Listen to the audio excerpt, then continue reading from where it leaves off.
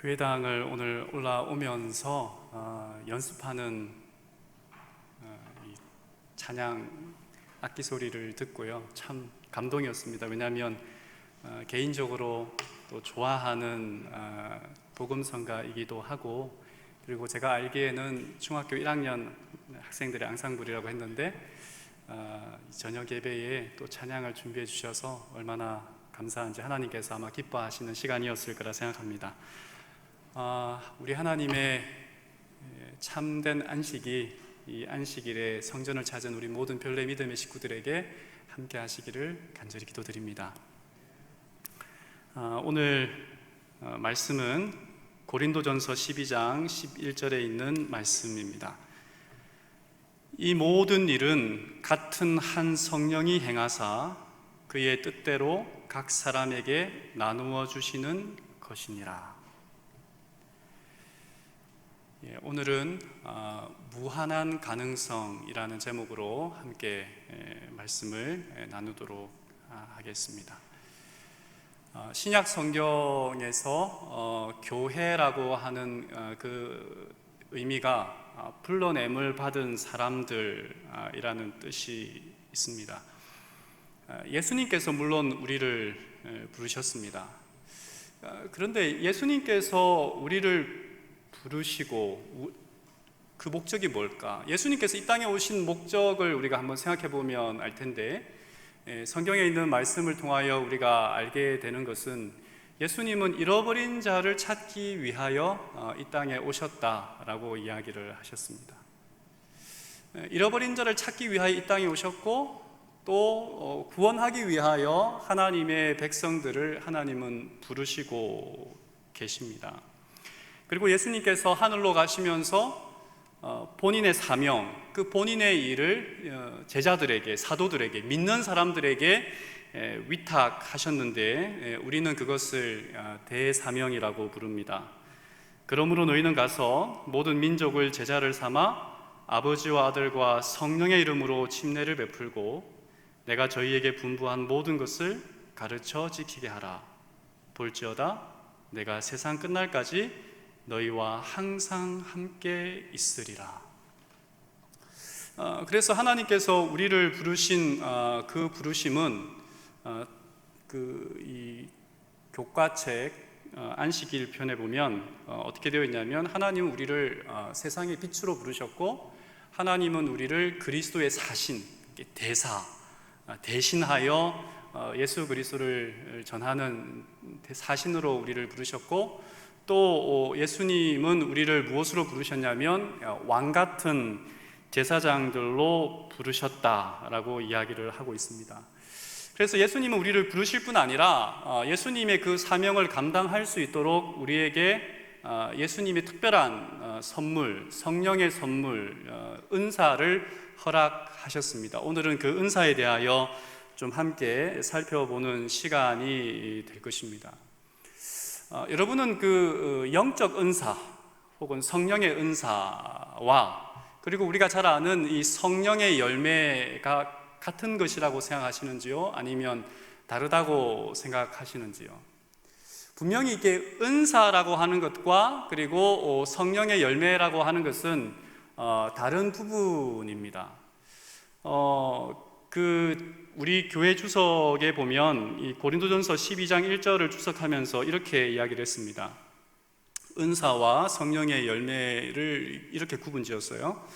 성령의 은사는 하나님의 교회를 온전케 하려는 그분의 목적을 이루기 위해 교회 내에 개개인에게 임하시는 신령한 능력, 개인에게 주시는 것이지만 그것은 개인을 위한 것이 아니라 교회를, 그러니까 하나님의 영광을 드러내기 위하여 주신 것, 그것이 성령의 은사라면, 성령의 열매는 똑같이 성령께서 허락하시는 것인데 자기를 성령의 지도에 완전히 굴복시키고 성령의 최고의 특성인 사랑으로 움직이는 교인에게 나타나는 품성의 특성이다라고 이야기를 하고 있습니다. 무한한 가능성, 이 부분은 이 영적 은사의 무한한 가능성, 영적 은사를 받는 그리스도인들의 무한한 가능성에 대하여 오늘 우리가 함께 좀 살펴보겠습니다. 화열 소지에 이런 질문을 할 수 있습니다. 영적 은사를 하나님께서 우리에게 주시는데 그 영적 은사의 목적은 무엇일까? 왜 하나님께서 주시는 건가? 고린도전서 12장 7절에 각 사람에게 성령을 나타내심은 유익하게 하려 함이라. 우리가 이야기했지만 그 교과책의 화열 소지에 두 가지로 이렇게 정리할 수 있습니다. 영적 은사는 성도들로 말미암아 교회가 성장하고 그리고 강화되기 위하여 하나님께서 허락하신 것이고, 영적 은사는 하나된 교회, 흩어진 교회가 아니라, 문제 있는 교회가 아니라 하나된 교회, 그리하여 그리스도의 영광을 드러낼 수 있는 교회가 되기 위하여 하나님께서 허락하신 것이 이 영적 은사다라고 이야기를 하고 있습니다. 달란트라는 말로 우리가 이야기할 수도 있겠는데, 어떤 사람은 보면 참 많은 달란트를, 은사를 받았습니다. 이렇게 노래도 잘하고 사람들과의 어떤 사교성도 좋고 가르치기도 잘하고, 어떤 사람은 보면 이 달란트가, 은사가 특별하게 내 은사가 뭘까 아무리 찾아봐도 찾을 수 없는, 나는 은사가 없는 것 같아, 하나님께서 주신 것이 특별하게 없는 것 같아 라고 하는 분들도 있을지 모르겠습니다. 그런데 분명한 사실은 하나님은 모든 사람들에게 은사를 허락하셨다는 것이죠. 크든 작든 모든 사람에게 허락하셨습니다. 이 조만식 선생님이라는 분이 우리 민족의 독립운동가이시잖아요. 이분이 청년 때는 굉장히 가난해서 남의 집에 머슴살이를 했습니다. 근데 특별히 어떤 일을 했냐면 이 주인마님의 요강을 닦는 일을 했답니다. 이렇게 밤새도록 이렇게 뭐 침도 뱉고 뭐 소변도 보고 한 것을, 요강을 이렇게 닦아내는 것이 이 조만식, 청년 조만식의 일이었는데, 보통 사람 같으면 이 요강단지를 이렇게 최대한 내 코에서 멀리 떨어뜨려서 이렇게 가겠죠. 그런데 이 청년 조만식은 요강단지를 무슨 신주단지 모시듯이 이렇게 안고 가서 이렇게 냇가에서 요강단지를 닦는데, 그냥 닦는 것이 아니라 아주 깨끗하게 닦는 모습을 주인이 이렇게 살펴보게 된 것입니다.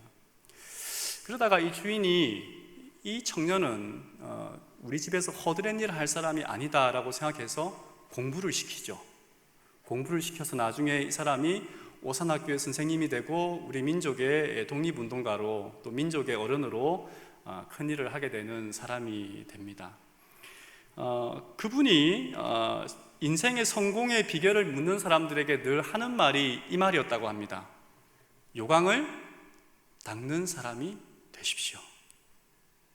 나에게 주어진 일이 아무리 하찮은 일이라 할지라도 그 일이 나의 천직으로, 나에게 맡겨진 하나님이 주신 일이라고 생각하고 뭐 하라는 거예요? 최선을 다하여 섬기는 사람이 되라고 이야기를 하신 것입니다.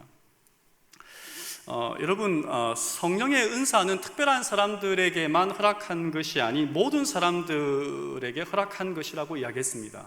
하나님은 우리를 무엇으로 부르셨냐면 왕같은 제사장으로 부르셨어요. 누구나 다 왕같은 제사장으로 부르셨어요.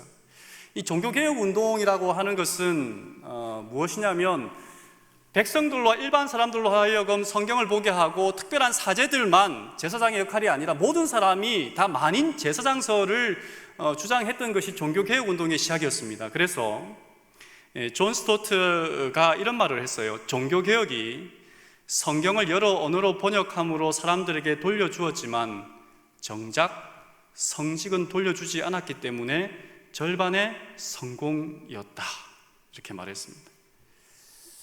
독일의 신학자 칼바르트는 이 세상에 통용되는 언어 가운데 가장 교회에서 악한 말이 평신도라고 이야기를 했습니다. 평신도라고 하는 말은 평신도가 아닌 사람이 있다, 이런 말로 이제 평가한 것이죠. 왜냐하면 우리 모두는, 물론 이 기능상에 있어서 차이는 있습니다만, 우리 모두는 무엇이라는 인식을 가지고 있어야 된다는 거예요. 제사장의 역할을 감당해야 되는 사람들이라고 하는 것이죠.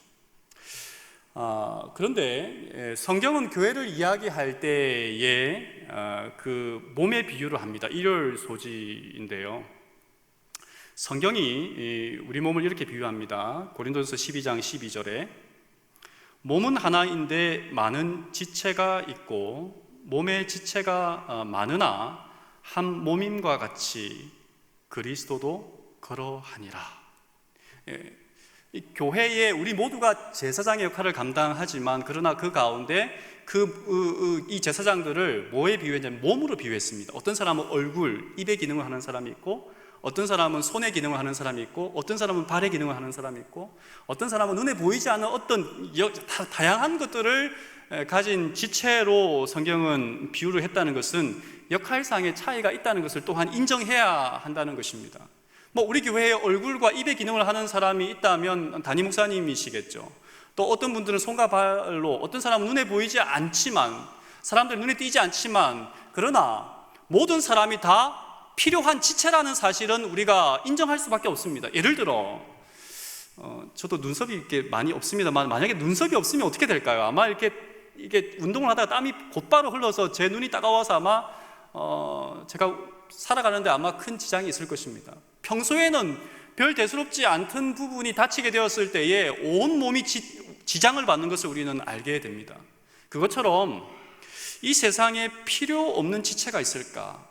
여러분, 어떤 경우에는 저 사람만 없으면 참 교회 다니기 좋을 텐데, 저 사람만 없으면 참 살만할 텐데 라고 하지만 그 사람도 필요한 존재라고요? 필요 없는 존재라고요? 필요한 존재라는 것은, 우리 몸에 필요 없는 장기, 우리 몸에 필요 없는 부분들이 있습니까? 그거 하나 필요 없으니까 딱 떼어냈으면 좋겠다. 무거우니까 내 몸무게도 많이 나가는데 그냥 이게 팔 한 짝 딱 떼어냈으면 좋겠다. 그러면 됩니까? 그렇지는 않잖아요. 그래서 모든 사람들이 필요하고 모든 사람들이 교회의 한 역할을 감당한다는 그 사실을 우리가 기억해야 합니다. 여러분, 교회는 어떤 특별한 사람들 때문에 존재하는 것이 아니라 교회의 교회됨은 예수님의 어떠함 때문이지 어떤 특출한 신자들의 어떠함 때문이 아니다라고 이야기를 했어요. 인정하십니까? 교회의 교회됨은 어떤 신자들 한 사람, 특별한 사람 때문이 아니라 예수님의 어떠함 때문이라는 거예요. 우리 모두는 예수님의 피로 산 모두 다 구속받은 사람들이고, 한 사람 한 사람마다 모두 다 예수님이 보시기에 아름다운 존재이고, 그렇다면 우리가 어떻게 사람들과 한번 이야기를 하고 접근해야 할까? 시대소망 296쪽에 예수님의 12제자에 대하여 이렇게 이야기를 하고 있습니다. 사도들의 습관과 성격이 매우 상이하였다, 달랐다 이 말이죠. 그 다음에 이들은, 큰 글씨만 좀 읽겠습니다. 이들은 서로 다른 결점들을 가진 채 함께 모였으나 그리스도를 통하여, 누구를 통하여요? 그리스도를 통하여 믿음과 교훈과 정신에 있어 하나가 되기를 배워야 하였다. 사람들은 제각각인 것 같아요. 감자 하나를 먹을 때도 어떤 사람은 설탕에 찍어 먹어야 직성이 풀리고, 어떤 사람은 소금에 찍어야 되고, 강원도는 고추장에 찍어 먹어야 한다고 제가 들었던 것 같습니다. 이 세 종류의 사람들 가운데 누가 틀렸고 누가 맞습니까? 모두 다 맞죠? 모두 다 맞아요. 그냥 다른 것일 뿐입니다. 예수님의 12제자 가운데 누가 가장 필요한 사람이었는지 한 사람을 뽑으라면 여러분은 누구를 뽑겠습니까? 마태는 세금을 걷는 세리였습니다. 그래서 그는 세밀하고 정확했습니다. 베드로는 생각 없이 말하는 편이었지만, 그러나 베드로에게는 뭐가 있었냐면 다른 사람에게 없는 특심한 열정이 있었습니다. 요한은 말에 거침이 없었지만 인정이 많았어요. 안드레에게는 주변을 살피며 관계 중심적인 역할을 하는 그런 사람이었습니다. 도마는 묻기를 잘하는 기질을 타고났습니다. 물론 종종 의심에 사로잡히기도 했습니다. 여러분, 예수님에게 필요한 사람은 누굴까요? 어떤 제자가 예수님에게 꼭 필요한 제자였을까요? 오늘 교과책 86쪽에 있는 말씀을 보니까 교회는 같은 생각과 같은 배경을 가진 친교 집단이 아니다. 교회는 서로 다른 은사를 가지고 그리스도와 성경에 대한 사랑으로 연합하고 진리를 세상에 전하기 위해 헌신하는 자들의 역동적인 움직임이다. 이렇게 이야기를 했습니다. 모든 사람이 다 필요하다는 것입니다. 여러분, 하나님은 이 성령의 은사를 누구에게 주실까요? 에베소서 4장 7절에 있는 말씀을 보면 우리 각 사람에게 그리스도의 선물의 분량대로 이렇게 이야기하고 있습니다. 어떤 크고 적음은 존재할 수 있지만 모든 사람들에게 뭘 주셨다는 거예요? 하나님의 성령의 은사를 허락하셨다는 거예요. 나는 왜 성령의 은사가 없을까라고 하는, 나는 뭘까라고 하는 사람들에게 교과책 수요일 교과는 이렇게 말합니다. 어떻게 은사를, 내가 어떤 은사를 가지고 있는지 알 수 있을까? 우리가 이 말씀을 여기에다가 적용해야 되는 말씀인 것 같아요. 마태복음 7장 7절에 구하라, 잘 아는 말씀이죠. 그리하면 너희에게 주실 것이요, 찾으라 그리하면 찾아낼 것이요, 문을 두드리라 그리하면 열릴 것이니. 똑같은 구절을 누가복음 11장 13절에 이야기하면서 뭐라고 했냐면, 이렇게 할 때에 너희 하늘 아버지께서 구하는 자에게 성령을 주시지 않겠느냐라고 이야기를 하고 있습니다. 여러분, 우리가 어떤 달란트를 가지고 있는지, 내가 어떤 은사를 가지고 있는지를 모르신다면 뭐 하라고 이야기하는 거예요? 구하라, 찾으라, 두드리라. 그러면 하나님께서 우리에게 뭐 하실 것이라고요? 알려주시고 발전시켜 주시고 내가 아는 것을 활용할 때에 하나님께서 우리를 통하여 영광을 받으시겠다라고 이야기를 하고 있습니다. 목요일 교과를 보면 이 달란트의 비유가 나옵니다. 은사를 달란트라는 관점에서 볼 때에 달란트의 비유에서 주인의 관심은 무엇이었을까? 교과책은 이렇게 이야기하고 있어요. 94쪽에 주인의 관심은 누가 더 좋은 또는 열등한 달란트를 가지고 있는지가 아니었다. 각자가 얼마나 많은 달란트를 받았는지도 아니었다. 그의 관심은 그들이 각자 받은 것을 가지고 무엇을 했는지였다. 우리는 얼마나 많은 달란트, 은사를 가지고 있는지에 관심이 있는데 주인의 관심은 거기에 있지 않다는 거예요. 그것을 어떻게 활용했는지에 대하여 예수님은, 하나님은 관심이 있다는 것입니다. 여러분, 우리가 한번 달란트의 비율을 가만히 살펴볼 때에 5달란트, 2달란트, 그리고 1달란트를 봤습니다. 5달란트를 가진 사람은 장사를 해서 배를 남겨 10달란트를 남기고, 2달란트는 4달란트, 1달란트 가지고 있는 사람들은 이 땅에 묻어서 하나도 남기지 않았습니다. 그래서 두 사람은 주인이 칭찬하지만 한 사람은 칭찬하지 않고 오히려 책망하지요. 근데 여러분, 이런 생각을 한번 해보게 되어 있어요. 5달란트와 2달란트, 2달란트와 1달란트 평등하게 하나님께서 주셨다고 생각하십니까? 똑같이 2달란트를 가진 사람이 배를 남길 수 있다고 했을 때에 2달란트 남긴 사람은 5달란트가 아무것도 하지 않아도 2달란트를 가진 사람이 이길 수가 없어요. 더 많이 가졌다는 관점에서 볼 때는 그렇습니다. 그래서 그 달란트를 주시는, 은사를 주시는 분배에 있어서는 하나님은 평등하지 않은 것 같아요. 그런데 하나님은 은사를 주시는 부분에 있어서 평등하지 않을 수는 있지만 하나님은 공평하시다라고 이야기할 수 있습니다. 구약 성경은, 그리고 신약 성경은 수많은 히브리어와 헬라어로 포함되어 있지만 평등이라는 단어를 찾아볼 수가 없고 성경에 찾아볼 수 있는 공평이라는 단어입니다. 5달란트를 준 사람에게 하나님은 몇 달란트를 기대하시고요? 5달란트를 기대하시고, 2달란트를 준 사람에게는 2달란트의 기능을 하나님은 기대하시고, 1달란트를 준 사람에게는 1달란트의 기능만을 해도 하나님은 그것을 만족하시고 착하고 충성되었다라고 이야기하신다는 거예요. 그런데 우리는 많이 가지지 않았다는 것 때문에 우리는 뭐 하냐면, 하나님은 공평하지 않으시고 평등하지 않으실 분은 공평하지 않다라고 이야기를 하십니다. 그래서 마태복음 25장을 보면 1달란트 가진 사람은 그 하나님의 주인을 뭐라 그랬냐면 굳은 사람이라고 이야기를 했습니다. 이 1달란트를 가지고 어떻게 2달란트 가진 사람을 이길 수 있고 5달란트 가진 사람을 이길 수 있습니까? 라고 하는 것이 그 사람의 굳은 사람이라고 하는 표현이었는지도 모르겠습니다. 여러분, 우리는 다 달라요. 아까 이야기했지만 우리의 몸을 우리 교회 교인들의 구성을 몸의 지체로 비교한다면 어떤 사람은 얼굴이고 어떤 사람은 보이지 않는 발가락일 수도 있습니다. 그래서 하나님이 주신 달란트가 다 다를 수는 있지만 그 사람들이 다 함께 할 때에, 함께 협력할 때에 뭐가 될 수가 있는 거예요? 지체, 온전한 지체가 될 수 있는 거예요. 교회라고 하는 것은 모든 사람들이 다 입이 되고 모든 사람들이 다 얼굴이 되면 좋겠지만 모든 사람이 그 역할을 감당해서는 문제가 발생합니다.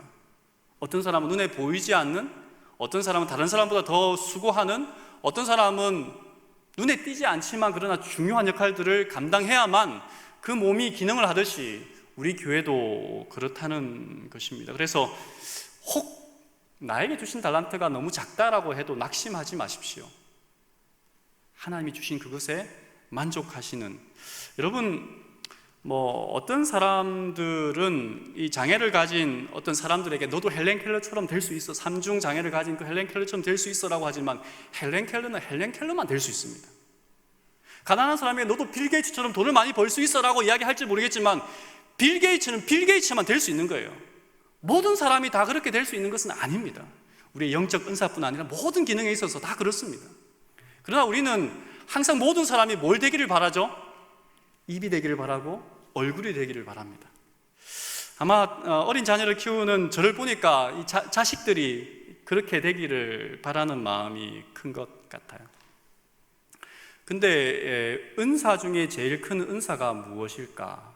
은사 중에 제일 큰 은사, 이 고린도전서 12장에 있는 이 말씀들을 가만히 보면 이 은사에 대하여 이야기를 하면서 고린도전서 13장과 14장은 이 사랑에 대하여 이야기하고 있는데 이 사랑은 은사가 아닙니다. 사랑은 성령의 열매이죠. 저도 사랑이 은사였으면 좋겠습니다. 누군가가 목사님 저를 좀 사랑해 주십시오 라고 말하면 저는 이렇게 말하고 싶어요. 저는 사랑의 은사가 없습니다. 누군가가 당신 나를 사랑하십니까? 제가 사랑의 은사가 없어서 당신을 사랑할 수 없습니다 라고 말하고 싶지만 사랑은 은사가 아닙니다. 근데 고린도전서 12장부터의 말씀을 이렇게 가만히 읽어보면 이 고린도 교회는 방언 때문에, 이 방언을 비롯한 은사 때문에 문제가 굉장히 많았던 교회였습니다. 예를 들어 방언을 하는 사람과 방언을 하지 못하는 사람, 방언을 통역하는 사람과 통역하지 못하는 사람, 예언을 하는 사람과 예언을 하지 못하는 사람, 그리고 가르치는 은사를 받은 사람과 받지 못한 사람들 사이에 수많은 문제들이 발생했던 것을 보게 됩니다. 그래서 이 말씀에 보면 고린도서 12장에 있는 말씀을 보면 31절에 너희는 더욱 큰 은사를 사모하라. 내가 또한 가장 좋은 길을 너희에게 보이시리라 라고 이야기를 하고 있습니다. 가장 큰 은사를 사모하라. 가장 큰 은사를 사모하라. 사랑을 그러면서 이 고린도전서 13장에 사랑을 이야기하고 있다는 말이죠. 사랑이 없으면 꽹가리가 되고 산을 옮길 만한 믿음이 있어도 사랑이 없으면 아무것도 아니고 계속 이렇게 이야기를 합니다. 어떤 사랑이 없으면 믿음도 예언도 가르치는 것도 무엇도 아무 쓸모가 없다라고 이야기를 합니다. 이렇게 말을 조금 바꾸어 말하면 이렇게 말할 수 있는 것 같아요. 하나님께서 너희에게 가르치고 다스리고 각종 재능을 주셨느냐? 그렇다면 사랑으로 그것을 행하거라. 가르치는 은사를 주셨는가? 그렇다면 교만하지 말아라. 무례하지 말아라. 자기의 이익을 구하지 말아라. 너희에게 재물을 주셨느냐? 그것이 너희들의 큰 은사가 되게 하여라. 은사라고 하는 것이 내 개인을 위한 선물, 내 개인을 위한 특권이 아니라 은사가 교회를 위하여 하나님의 성도들이 하나님의 영광을 드러내기 위하여 주신 것이라면 은사의 다른 특징은 뭐라고 이야기할 수 있는? 은사는 사명이다라고 이야기를 할 수 있는 거예요. 사명. 나에게 노래를 잘 부르는 하나님이 은사를 주셨습니까? 그것은 다른 사람에게 나를 드러내기 위한 것이 아니라 무엇하라고 주신 거예요? 하나님의 영광을 겸손하게 찬양을 통하여 하나님을 높이기 위하여 주신 은사예요. 누구보다도 잘 가르치는 은사를 주셨습니까? 그렇다면 하나님의 말씀을 하나님께로 이끌기 위하여 주신 것이기 때문에 교만하지 말아야 되는 거예요. 내가 다른 사람보다 무언가를 좀 더 가졌다면 뭐 해야 되는 거예요? 그것이 하나님의 교회를 위하여, 하나님의 영광을 위하여 쓰임을 받을 때에만 그것이 진정 은사를 주신 그분에게 칭찬을 들을 수 있다는 것입니다. 많아도 적어도 은사는 사명으로 우리에게 주신 것입니다. 그래서 은사를 주신 목적은 섬김이지 누림이 아니라는 사실입니다.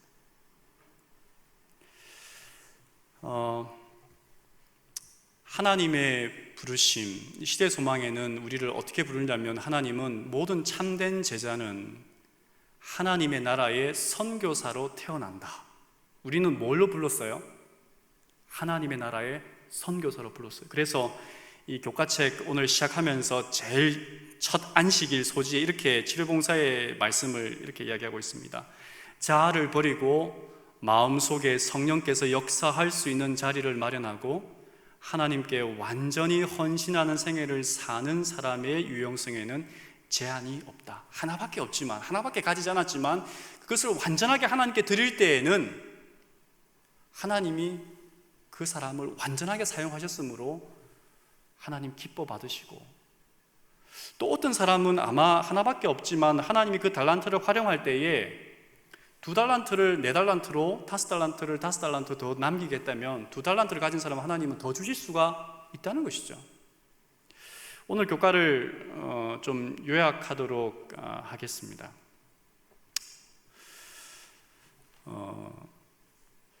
영적 은사에 대한 성경의 가르침을 바르게 이해하면, 금요일 소지에 있는 부분인데요, 영적 은사에 대한 성경의 가르침을 바르게 이해하면 교회에는 뭐가 있고요? 연합이 이르러 온다. 우리 모두가 그리스도의 몸을 이루는 필수적이고 가치 있는 지체라는 인식은 우리로 하여금 하나가 되게 한다. 즉, 그리스도의 선교를 완수하기 위해서는 모든 신자가 필요하다. 왜냐하면 섬김에 필요한 서로 다른 은사들이 그들 각자에게 부여되기 때문이다. 그래서 여러분, 어떤 사람이 좀 못하다고 너무 탓하지 마십시오. 내가 가지지 못한 어떤 은사들이 그 사람에게 있을 것입니다. 어떤 사람이 많은 은사를 가졌다고, 좀 재능을 가졌다고 너무 부러워하지는 마십시오. 나에게도 하나님이 은사를 허락하셨습니다. 그걸 모르겠다 그러면 마태복음 7장 7절에 있는 말씀처럼 구하고 찾고 두드리면 하나님이 우리에게 뭘 주시겠다 그러냐면 성령의 은사를 깨닫게 하고 선물로 주시겠다 약속하셨습니다. 부디 오늘 시작할 때 찬양처럼 원하고 바라고 기도하면서 하나님의 은사를 찾고 그 은사대로, 사명대로 우리 교회가 하나 되고 하나님께 영광되게 쓰임을 받는 우리 모두가 되기를 간절히 바라면서 말씀을 드리겠습니다.